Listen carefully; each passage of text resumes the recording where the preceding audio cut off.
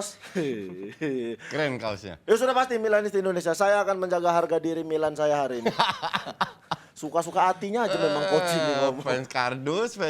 Ya, fans kardus pasti Lu kemakan cuman sama omongan coach. Nonton di TV, emang kontribusi lu apa ke Milan? Enggak Lu ada. pernah ke Milan? Belum.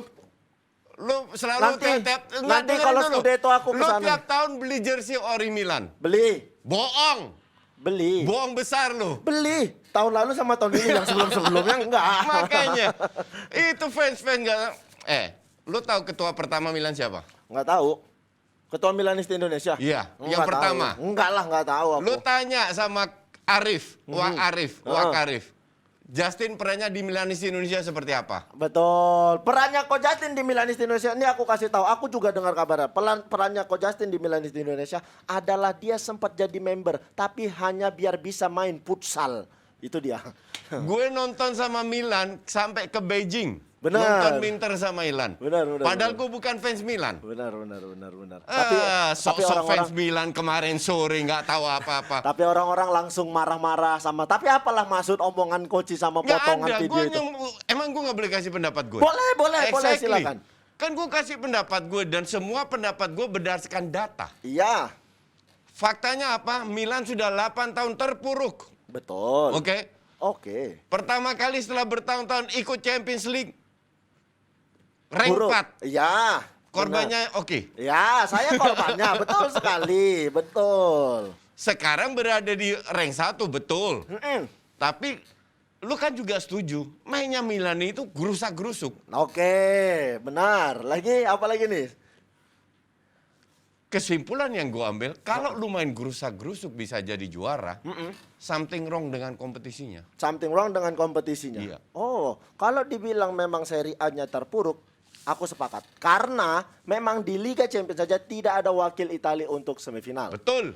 Oke, saya sepakat Jadi di situ. fans itu protes apa? Nah, yang diprotes adalah ketika dibilang sebenarnya mereka ini terbakar emosi saja. Karena ketika dibilang Milan rank 1, kalau seandainya juara, liganya terpuruk nih, Serie A-nya terpuruk. Bukan, dipelintir.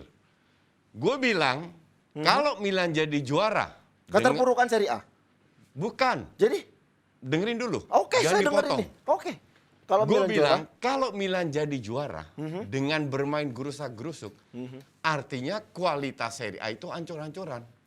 aha, Dan terbukti, musim depan koefisien ranking FIFA, UEFA, UEFA. itu tiap 5 tahun kan. heeh. Jadi tahun depan kan geser setahun lagi, Ya. yang dihitungkan.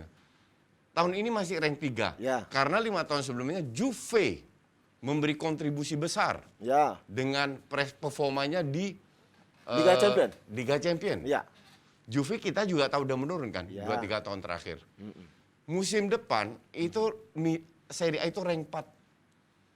Ya, ya. Koefisiennya gue sudah lihat. Ya, ya. Gara-gara dia rank 4. Jadi apa yang harus dibanggakan gitu loh. Yang harus dibanggakan untuk seorang fans Milan adalah kebangkitan Milannya sebenarnya. Kami tidak peduli dengan gerasak-gerusuknya permainan Milan. Ya. Toh pada akhirnya yang dibutuhkan adalah hasil. kalau- 8 tahun tidak juara. Kalau tahun ini kami juara, kami tidak peduli. Gua setuju. Mau liganya terpuruk, mau apa. Ini yang salah adalah pesaingnya. Juventus punya duit, Betul, Inter punya duit. betul. Tapi kenapa segoblok itu tidak bisa menyalip Betul, Milan? setuju. Setuju ya? Sebagai fansnya, Oke. gue kan bukan fans. Benar. Gua Ini kan mengutarakan pendapat gue. Pandangan Iya. seorang koci. Oke.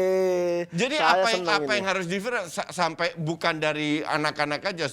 Banyak yang kirim gue yang Benar. diviralkan.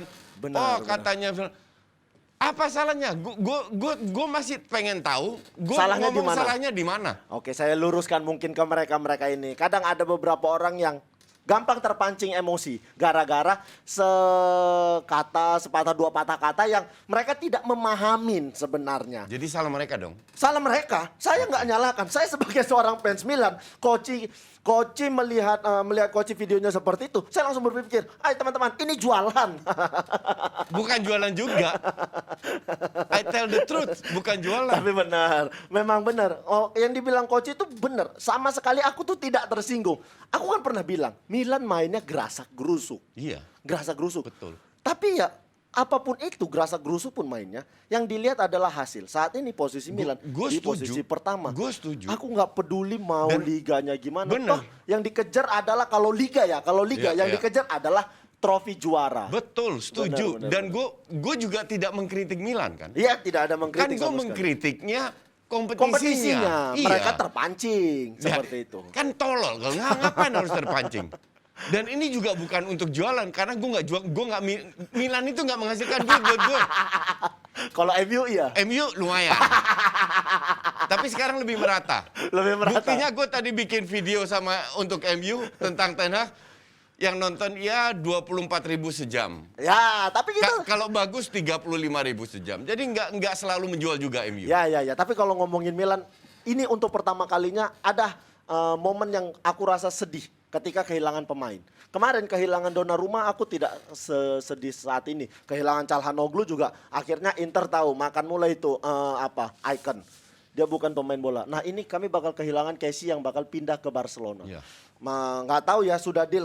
Soalnya Fabrizio sudah bilang deal kan. Sudah deal. Tinggal tanda tangan Tinggal doang. tanda tangan Ya. doang kan. Nah ini aku benar-benar ngerasa sedih kalau kehilangan sosok Frank Kessie. Kenapa? Karena aku benar-benar ngikutin sosoknya Frank Kessie nih. Dari dia pindah dari Atlanta Oke. pada saat itu dia grafiknya benar-benar naik. Setuju. Grafiknya naik. Gue setuju dan gue juga suka. Ini salah satu pemain yang memberikan kontribusi cukup besar. Ya, Milan ya, ini ya, kan nggak punya bintang. Benar coach. Yang salah satu yang bisa memberikan kontribusi besar untuk gue itu dia dan kipernya. Mainan saat Ya, ini. ya. Untuk gue itu kipernya luar biasa. Ya, Dia ya, bisa ya. menggantikan Donnarumma. Iya. Cuman kembali lagi kalau kita tadi membahas soal kompetisi, yang dilakukan Milan, gue nggak salahkan juga. Ya. Yang dilakukan Milan adalah gambar dari kondisi sepak bola Italia itu seperti apa. Iya, jelas bahwasannya Milan itu tiap tahun harus bikin anggaran. anggaran iya. Berdasarkan prediksi dari income. Oke? Pada saat mereka melebihi anggaran dengan gaji dan lain-lain, itu bisa dapat denda. Iya, Itu benar, terjadi di semua liga Kompetisi. Eropa Barat. Iya. Yang Eropa Timur gue kurang tahu. Eropa Barat. Sekarang ada beberapa dan ini Kessie ini kan hanya satu contoh. Hanya satu contoh. Kita ambil contoh. Kessie minta 6 juta gaji. Iya 6 juta. Milan tidak bisa karena menurut anggaran Anggarannya, mereka iya. hanya bisa kasih 4 juta. Benar. Ini kan menyedihkan. Oke. Iya. Benar. Kalau kita lihat 6 juta itu nothing loh. Benar. Ini gue kasih contoh, gue tadi bikin video, kebetulan gue bahas soal gajinya pemain siapa namanya Man United. Siapa? Ini gue kasih lu contoh Video. bukan betapa besarnya gajinya pemain Man United. Gue nggak bahas semuanya, beberapa aja, oke? Gue baca. Ada siapa? Ronaldo 25 juta setahun. 25 juta setahun. De Gea 19,5, Sancho 18,2, Varane 17,7, Pogba 15,1, Martial 13, Cavani 13, Rashford 10,4, Maguire 9. Kalau lu lihat hanya 6 juta, Itu dapatnya siapa? Itu levelnya Fred, Lindelof, Matic, Van de Beek. Ya, Kalau kita bicara 4 juta sekarang, itu Bailey, Aaron Wan-Bissaka. Jadi MU memang sangat boros lah. 6 juta, orang merem bayar. Bagaimana sekarang Milan bisa bersaing? Benar. Kalau setiap kali, kasusnya bukan hanya Milan, Dybala. Benar. Dybala minta 8 juta. Nggak masuk juga dalam anggaran Juve. 8 juta untuk tim-tim lain, untuk tim Inggris, tim besar lah Eropa Barat, nothing. Sekarang bagaimana lu bisa bersaing? Kalau seandainya tiap keadaan tahun keuangan seperti akan terjadi seperti ini. Karena Milan kalau dikumpulin semua gaji pemainnya tidak nyampe 100 dalam setahun. Berarti bisa dibilang Milan saat ini melakukan langkah cerdas. Setuju. Milan melakukan langkah cerdas dengan dia bisa memiliki pemain-pemain yang berkomitmen terhadap tim yang gajinya tidak terlalu besar. Betul. Sebenarnya Frank Kessie juga tidak mau pindah dari Milan. Tapi aku balik lagi, namanya seorang pesepak bola. Kau mantan pemain sepak bola, kau akan lakukan hal yang sama. Benar, Coach. Pemain sepak bola itu, sepak bola adalah mata pencariannya, bukan hobinya. Jadi kalau seandainya ada seorang pemain yang mungkin dia ingin bertahan di klub lamanya, tapi dia bisa mendapatkan uang yang lebih besar di klub barunya. Dia akan pindah. Ya sebagai seorang profesional pemain bola ya dia pasti bakal memilih itu. Oke. Bukan dia tidak setia. Betul, Alasannya setuju. seperti itu. Nih, Benar. sekarang gue kasih contoh lagi. Gaji Arsenal. Gaji Arsenal. Oke. Thomas Partey 10 juta, Lacazette 9 juta, Pepe 7 juta, Ben White 6 juta, Kieran Tierney 5 juta, Leno 5 juta, Saka 5 juta. Nah, ini kita bandingin. Yang paling tinggi saat ini Zlatan. Yang kontribusinya tidak terlalu besar untuk Milan. Sekarang kita lihat gajinya Arsenal juga walaupun untuk level Inggris. Bahkan lihat Mike Maignan, dia hanya digaji segitu. Walaupun untuk Liga Inggris termasuk rendah, tapi dibanding Itali masih tinggi. Masih tinggi, benar. Ngerti nggak? Benar. Nah sekarang bagaimana lu bisa bersaing, Oki, tim lu, kalau nanti yang kontraknya habis, contoh Bakayoko, Kessie udah lewat, Castillejo, Theo baru Conti, perpanjang. Hernandez atau dan lain-lain. Ujung-ujungnya nanti ini akan out semua. Astaga, lihat nih. Tonali hanya 1,2 sampai 2026 kontraknya. Benacer ini masih Ini muda. pemain kesayangan Koci 1,4 gajinya sampai 2024. Benacer, Leao karena mereka masih muda. Itu jadi inceran. Iya. Nggak usah kasih 5-6 juta. Leao dikasih 4 juta aja. Kemungkinan besar pindah. Benar. Sekarang kembali lagi dan ini tidak terjadi hanya dengan Milan. Ini juga terjadi dengan Juve, ini juga terjadi Inter. Sekarang kembali, bagaimana lu bisa bersaing dengan tim papan atas kalau lu seperti ini? Sebenarnya bisa. Siapa namanya? Leicester pernah jadi juara dengan pemain pas-pasan. Benar. Oke. Tapi kalau itu tidak akan terjadi lagi. Kalau tidak akan terjadi lagi. Tapi at least kalau seandainya Milan, lu kalau beli tim, tim berprestasi itu bukan karena gaji. Contoh MU, gaji gede-gede, prestasi jeblok. Tim yang bagus itu adalah balance quality antar pemain. Itu harus balancing. Makanya aku bilang tadi kan komitmen pemain ke tim. Ya, enggak, bukan komitmen, tapi kualitas. Oh, kualitas pemain. Kualitasnya itu harus balance. Iya. Dan Milan, gue bilang cukup balance. Ya, benar. Oke, dari segala segi biasa itu cukup balance. Tidak ada bintang, tapi cukup merata. Makanya Milan terkadang di beberapa pertandingan, nah mereka tuh kelihatan karena kan mainnya Milan ini inkonsisten. Ya. Ada di satu pertandingan yang dia bagus sekali main bolanya. Milan ini musuhnya bukan tim-tim papan atas. Ya. Musuhnya adalah tim-tim papan bawah. Kita kalau nonton Milan main lawan Spezia, lawan Venezia, itu kayak kenapa sih mainnya kayak gini? Harusnya mereka bisa menguasai pertandingan tapi tidak konsisten ketika lawan tim-tim papan bawah. Tapi sering menang dengan 1-0, 1-0, ya. selisih 1 gol. Tapi kan itu nggak cukup sebenarnya. Betul. Kalau Milan mau konsisten, ini kan kebetulan konsisten di papan atas, Milan harus ambil pelatih lain, bukan Pirlo, bukan Pioli. Yang jadi masalah dengan Serie A bukan hanya kualitas pemain yang hebat-hebat kabur. Tapi karena kalau lu punya tim yang balance, Inter itu cukup balance, Milan cukup balance, Juve yang nggak balance menurut gue. Benar. Oke. Tapi ini kan subjektif, ya kan? Kalau Serie A mau maju, itu harus import pelatih dari luar seperti yang dilakukan IPL. Gue tanya, rank 1 sampai 10, berapa pelatih Inggris ada di situ? Atau pelatih Great Britain lah. Tapi kan ada pelatih import yang bagus. Berapa? Jose Mourinho. Dia jangan ketawa, kan langsung ketawa. Mourinho itu kayak Roma karena nggak ada yang mau ambil dia lagi. Ngerti nggak? Tapi kan itu pelatih diimport loh, bagus. This is what I mean. Dan selama, bukan hanya pemain, selama Serie A hanya mengandalkan pelatih Itali, nggak akan kemana-mana. Tapi kita sepakat, ketika Mourinho datang, itu isu-isu gorengan-gorengan media tuh jauh lebih luas ketika kedatangan Mourinho. Karena ya kita akui, Mourinho sempat punya masa di mana dia kuasain kompetisi-kompetisi. Itu di luar lapangan. Ya, di luar lapangan. Di dalam lapangan seperti apa? Ya, di dalam lapangan ya coach menang sama Bung Harpa kan, itu aja. Semoga. Udah bisa saya pastikan itu. Tapi ini ada Messi juga yang bakalan balik lagi ke Barca nih. Gosipnya kan seperti itu. Barca ini kan gue bilang very smart. Mereka tahu dana mereka pas-pasan walaupun mereka dapat dana dari jual stadion, nama stadion, Spotify Camp Nou, terus CVC dapat 300-an, terus studio Barca dijual 49%, minimal salary cap-nya dari tahun ini hanya 90 juta, bisa dinaikin ke 300-400 juta. Kita belum tahu berapa, sekitar itulah. At least berapa kali, 5-6 kali lipat lebih tinggi lah. Artinya, Barca bisa mengambilkan pemain baru, tapi nggak bisa buang-buang duit banyak juga. Kessie datang gratis. Christensen datang gratis. Ya.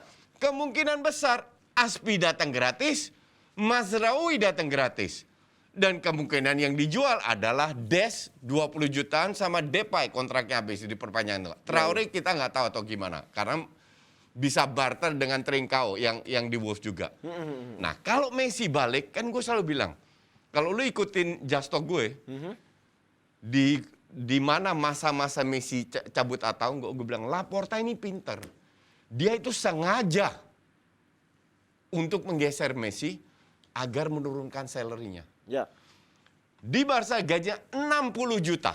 Jangan kaget. 60 juta, dia mau turunkan ke 30 juta. Itu dengan salary cap 90 juta terlalu tinggi. Ya. Dan Messi tidak bersedia menurunkan. Ya. Akhirnya diambil PSG dengan gaji 30 juta. Ya.